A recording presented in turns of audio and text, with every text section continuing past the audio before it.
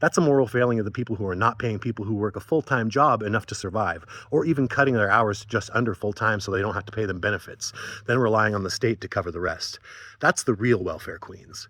As long as an application for food benefits is part of the new hire packet at Walmart, it's kind of disingenuous to blame the people that those corporations obviously know they're not paying enough to survive. And like I said, for many of you people who just hold conservative political viewpoints because that's the consensus of where you live, that's the water in which you swim, so to speak, believe me, I get it. I've been there. I used to listen to Rush Limbaugh in the 90s. That's the bait and switch that's been pulled on you and that you've fallen for. This is not meant to be a dig at you.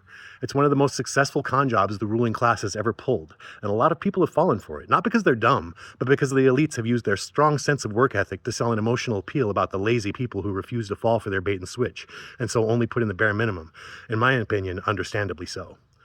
I'm almost 50. When I was a child, having a strong work ethic paid off. There was room for advancement. The American dream hadn't quite been as thoroughly stamped out as it has today. Some people, perhaps like you, have still maintained that attitude, and that's admirable as a personal trait. It's how I was raised as well. But I don't think those who think the squeeze isn't worth the juice and so do the bare minimum because they know that's what they'll receive no matter their effort are unjustified in that stance, all things considered. The federal government spends approximately $181 billion annually on corporate subsidies. Many of these companies also pay wages so low that their employees must rely on SNAP or Medicaid just to eat and see a doctor. So we are paying massively profitable multinational corporations huge sums of money just for existing. And then when they don't pay their workers enough to eat and get medical care, we let them double dip and also cover the basic necessities they've neglected to provide or pay their employees enough to provide for themselves. Then, on top of direct checks, corporate tax loopholes are projected to save wealthy corporations over $360 billion over the next decade.